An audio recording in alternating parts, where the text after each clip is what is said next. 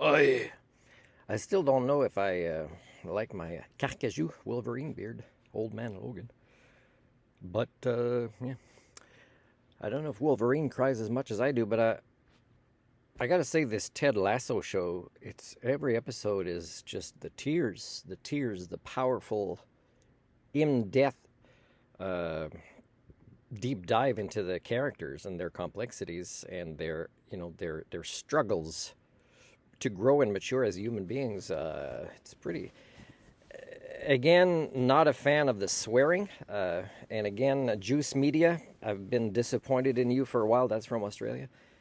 And your last video about the UK, where, I don't know, maybe you think they only understand swear words, and it's another example of how, every language has been devolving, including the English language here in Canada, the United States, the UK, Australia. If we only use swear words to express feelings or anger or hatred type responses to things, we are not evolving, even though we're using technology to make videos about it.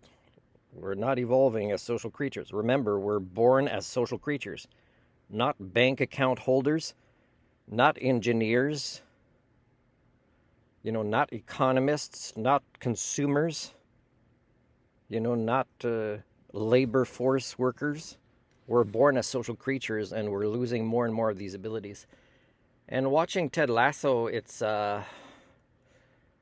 studying the dynamics after 3 seasons. I'm almost halfway, episode 10, I think, which might be the last one of season 3. And I hope that show continues for a while. And I'm surprised. And it's the writing. The writing is pretty good. I'm pretty disappointed the parents of Nate still aren't doing their job as parents, because he's taken way too long to grow up and become a decent person when decent things are happening to him, and all he wants to do is still hold on to his pride. Ted Lasso also been slow to kind of go through his own next steps. Some characters they seem quite happy to be where they are. I don't know the name of the other coach friend of Ted. That's weird. 3 seasons, still don't know his name. And but I gotta say that I kind of am envious of the friendship that they have, those two guys. And I'd be friends with Roy big time now, I gotta say, except I'd be talking to him about his language, especially in front of his niece, because that's what a responsible adult would do. I don't know if they understand that in the UK. I don't think they do. It seems to be devolving based on patterns of the news there as a culture. And again, it's not an exception. It's a common thing going around the world. So as I finish up my YouTube channel after multiple years, and especially going heavy on it in the last 4 years, I've been stuck back in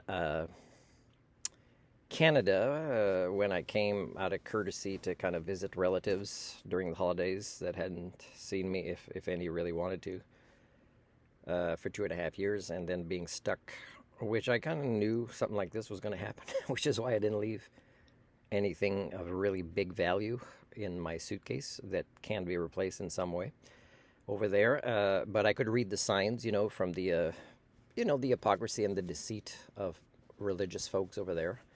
That I was trying to help, but that wouldn't know a miracle if it frickin' rode in the back seat of their car with them, which is kind of what happened. So, but I wish I had either a dog friend or a cat friend to have real interactions of quality with, because I don't have anybody else. But I do appreciate the interactions in Ted Lasso. So I just wanted to say that it's definitely a TV show I would watch again. And that the tears that I cry for this are tears that, again, make me proud to be me. And they're not tears that worry me. And of course, if I was involved in healthy, real relationships with people, that interacted in these regular ways, and that got to know each other in these ways, that they were capable of giving hugs or swallowing their pride and growing as people. I definitely wouldn't feel the need to watch these shows. But there's nobody like that right now. And it is the kind of thing you experience if you give life skills lessons, for example. If you give life skills lessons, you become so proud and you're so touched by the moments that you help facilitate and are experienced by the participants and by you. Because as a lifelong learner, you go through things as well. And you share these things as well. But it's mostly about guiding the participants through their own personal development.